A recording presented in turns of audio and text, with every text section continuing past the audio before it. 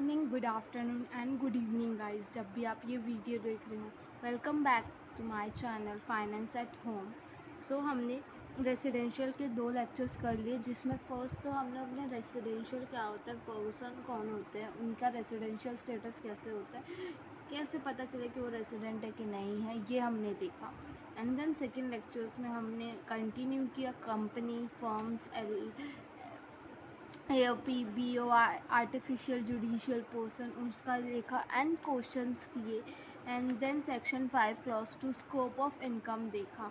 Okay, तो scope of income एक बार रिवाइज कर लेते हैं। And if you like my video, give a thumbs up and share with your friends. And one thing, for the notes you can follow me on Instagram finance at home 21.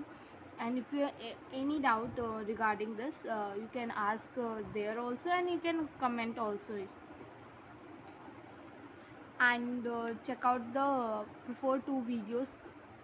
Okay, before coming here, check that videos also. And now let's start.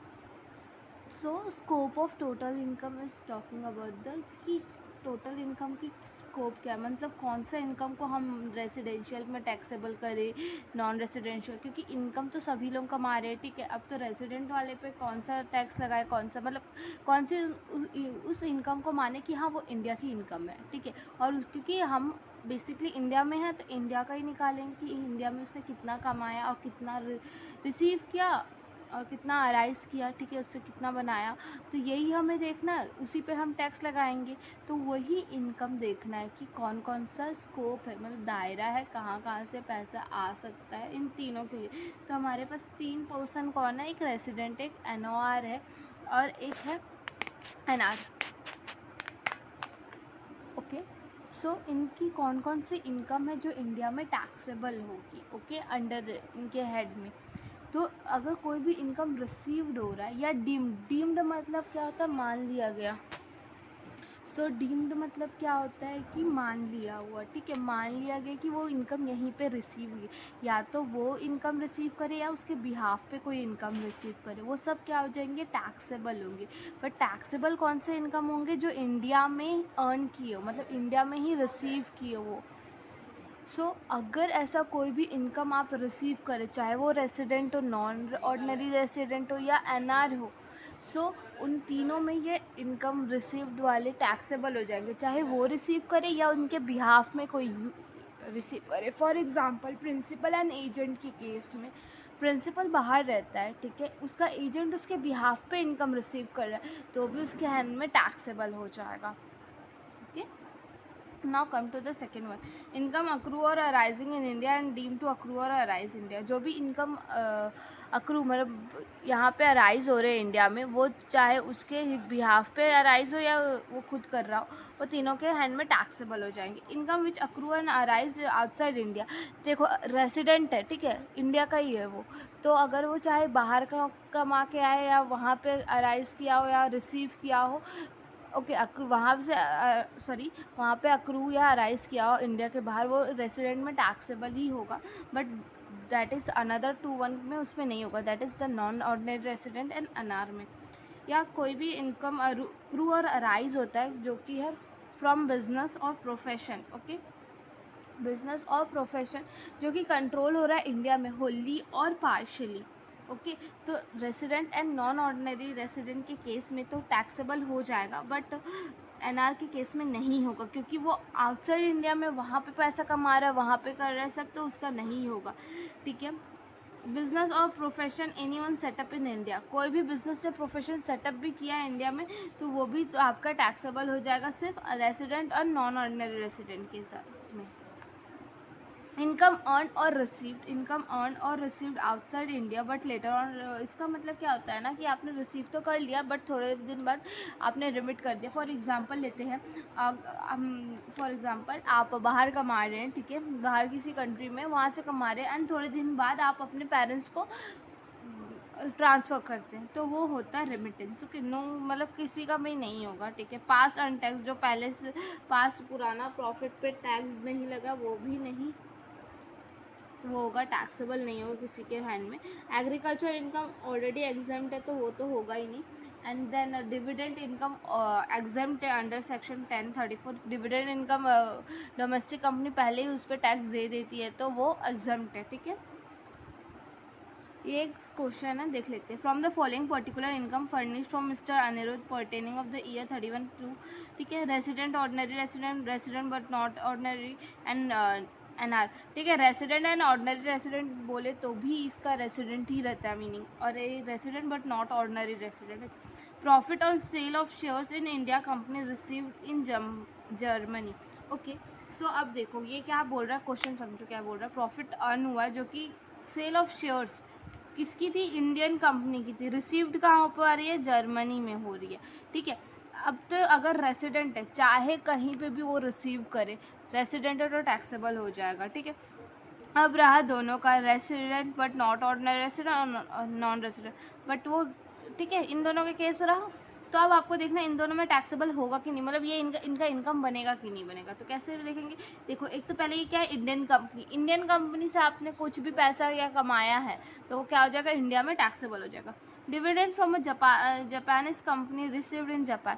अब देखो एक तो Japan की company Japan में ही receive हो रहा है, but अगर ये रेसिडेंट है तो वो पैसे तो यहीं पे आएगा, तो वो तो रेसिडेंट के हाथ पे टैक्सेबल हो जाएगा, बाकी दोनों की जगह पे नहीं होगा। Rent from property in London deposited in a Bank of London later on remitted in through approved banking channels, ठीक है। देखो ठीक है, रेंट मिला है उसको, फिर उस लंदन में डिपॉजिट किया था बैंक में, लेटर ऑन रेमिट कर दिया इंडिया में, ठीक है। बट ये तो देखो ये दोनों तो आएगा नहीं, बट क्या हुआ, रेंट रिसीव्ड किया, ठीक है। ये रेंट रिसीव्ड कौन किया है, रेसिडेंट किया, तो रेसिडेंट तो रेंट रिसीव्ड कर रहा है प्रॉपर्टी से, एचपी का फॉर्मेट लग जाएगा, एचपी मीन्स 30% स्टैंडर्ड डिडक्शन लग जाएगा, ठीक है। एंड देन आया dividend from RP limited and Indian company, dividend मिल रहा है इंडियन कंपनी को, वो तो एग्जाम्प्ट है under section 1034। Agriculture income from land, agriculture income भी एग्जाम्प्ट है, ओके। तो ये क्या हो जाएंगे, ये तीन हमारे क्या बन जाएंगे, आपके टोटल इनकम बन जाएंगे under the head resident not ordinary resident and NR के केस में। अब देखते हैं इनकम, ओके। इनकम कितने टाइप की होती है, एक तो इंडियन इनकम होगी और एक होगी फॉरेन इनकम। इंडियन इनकम हमेशा टैक्सेबल होगी, ठीक है। अगर इनकम रिसीव करते इंडिया में, ठीक है, और deem to be received in India, ये सैलरी चैप्टर में देखेंगे। इनकम अक्रू और अराइज और डीम टू अक्रू और अराइज, ये होता है सेक्शन 9 में देखेंगे, ठीक है। तो ये दोनों टैक्सेबल, ये दो टाइप के इनकम होते हैं इंडिया में, ये दोनों टैक्सेबल होते हैं। एक तो हम डीम्ड रिसीव्ड वाला सैलरी चैप्टर में देखेंगे, इनकम डीम्ड अक्रू और राइज, इनकम अक्रू और राइज इन इंडिया वाला टैक्सेबल कर देना। और हमें ये देखना है कि किस इनकम को मान लिया जाए कि वो इंडिया में ही राइज हुआ है, वो हमें सेक्शन 9 बताएगा, okay. Income deem to accrue और अराइज इन इंडिया, ठीक है। फॉलोइंग इनकम अक्रू और अराइजिंग वेदर डायरेक्टली और इनडायरेक्टली थ्रू और फॉर्म, ठीक है। डायरेक्टली हो या इनडायरेक्टली हो, इनमें से किसी भी फॉर्म में उसको हम मान लेंगे कि वो deemed accrue or arise. Any business connection in India, कोई भी बिजनेस कनेक्शन है इंडिया में, एनी प्रॉपर्टी इन इंडिया, जो कोई भी प्रॉपर्टी है इंडिया में उनसे अराइज हुआ। एनी एसेट और source of income in India, कोई एसेट या सोर्स ऑफ इनकम है उससे अक्रू एंड अराइज हो रहा है वो, through the transfer of capital asset situated in India, ठीक है। ऐसा कैपिटल एसेट आप ट्रांसफ़र कर रहे हो जो कि इंडिया में सिचुएटेड है, वो बिजनेस कनेक्शन। कंक्लूडिंग एजेंट, इसका मतलब क्या होता है, ऐसा एजेंट जो कॉन्ट्रैक्ट लेता है on behalf of NR with the Indian company firm, ठीक है। ऐसा कोई एजेंट, देखो अब क्या हुआ कि बाहर की कोई ए पर्सन है जो बाहर बैठता है, ठीक, बाहर ही रहता है, ठीक है, बट वो बोलता है अपने एजेंट को कि अगर कोई भी कॉन्ट्रैक्ट आ रहा है, ठीक है, फॉर मान लो एक कंस्ट्रक्शन वाला है, ठीक है, तो उसने बोला कि अगर कोई भी अपना एजेंट यहाँ पे रख लिया है, उसने बोला अगर कोई भी कॉन्ट्रैक्ट बेसिस आता है, ठीक है, कंस्ट्रक्शन के लिए कोई भी टेंडर आता है तो वो तू मेरे जगह पे तू खरीदेगा, ठीक है, सब मैं तुझे बताऊंगा कैसे करना है बट तू मेरे जगह खरीदेगा, वो होता है कंक्लूडिंग एजेंट। स्टॉकिंग एजेंट क्या होता है, upon an agent who maintain NR stocks in India, NR के स्टॉक्स को, ठीक है, जैसे मान लो अब अपन एक कंस्ट्रक्शन का ले रहे तो उसका जितना भी स्टॉक होगा, जैसे रेती, सीमेंट्स, एंड जो भी रहता है वो अगर स्टॉक को मेंटेन करने के लिए उसने एक एजेंट को हायर किया वो, ठीक है, आइडेंटिटी एजेंट, ठीक है। This agent secure orders, identifying agents मतलब क्या होते हैं ना, ऐसे एजेंट्स जो सिक्योर करते हैं ऑर्डर्स, ठीक है, होली फॉर एनआरस मतलब ना, ठीक है, जो भी सिक्योर करता है ऑर्डर्स के लिए, कोई बड़ा ऑर्डर्स निकलता है ना, उसको सिक्योर करने के लिए एक ऐसा एजेंट एनआर हायर करता है जो कि उनके बिहाफ पे सिक्योर करता है। सेल थ्रू सब्सिडरी कंपनी, ठीक है, और एक होता है sale through subsidiary company. Business connection में कुछ एक्सेप्शंस है। अगर business in a case of business respect of which all the operation are not carried out in India, ठीक है, अगर पूरा ही जो ऑपरेशन है पूरा इंडिया में नहीं हो रहा, तो जितना इंडिया में हो रहा है प्रॉफिट कमाया, जितना इंडिया का हिस्सा है उसको इंडिया में टैक्सेबल कर दोगे। Purchase of goods in India for export, goods को परचेज किया एक्सपोर्ट करने के लिए। Collection of news and views, ठीक है, न्यूज़ कलेक्ट करने के लिए, जैसे अभी तालिबान का इतना दिखा रहा था, वहाँ का न्यूज़ कलेक्ट करने के लिए। अभी अमेरिका का इतना न्यूज़ दिखाता है, तो वहाँ से न्यूज़ खरीदते तभी तो आएगा, यहाँ पे दिखाने मिलेगा। तो ये सब के लिए अगर है बिजनेस कनेक्शन तो यहाँ पे टैक्सेबल नहीं लगेगा। Shooting of cinematography films in India, activities confined to display of the rough diamond and SNZs, okay. अब जो सैलरी पेबल करता है गवर्नमेंट करती है इंडियन सिटीज़न को for rendering services outside India, basically Indian ambassador. अब मान लीजिए बजरंग भाईजान में देखा होगा आपने, वहाँ पे इंडियन एम्बेसी थी, ठीक है, टाइगर जिंदा है उसमें भी इंडियन एम्बेसी दिखाता है ना सब। तो अब वहाँ पे इंडियन के लोग काम कर रहे हैं, इंडिया के लोग काम कर रहे हैं, तो उनको अगर जो पेमेंट दिया जाता है उसका कैसे होगा वो बताया जा रहा है, ठीक है, सेक्शन 9 में वो कवर हो जाता है। और dividend paid by an Indian company outside India, अगर कोई भी डिविडेंड पे करती है इंडियन कंपनी आउटसाइड इंडिया, वो भी सेक्शन 9 में मान दिया जाएगा। Income by way of royalty interest fee for the technical service, अगर पेमेंट मेड कर रहा है government of India to NR को कर रहा है, या पेमेंट कर रहा है रेसिडेंट पेमेंट कर रहा है एनआर को, व्हेन एनआर इंटरेस्ट पेमेंट कौन कर रहा है, एनआर को कर रहा है, ठीक है। अब मान लीजिए मिस्टर वी एक रेसिडेंट है, ठीक है, उन्होंने नॉन रेसिडेंट से लोन लिया, उसको इंटरेस्ट पे कर रहा है, तो वो तो पूरा जो भी लोन लिया वो अमाउंट कहाँ यूटिलाइज कर रहा है, इंडिया में कर रहा है, तो ये क्या हो जाएगा, deemed accrue and arise in India हो जाएगा, ठीक है।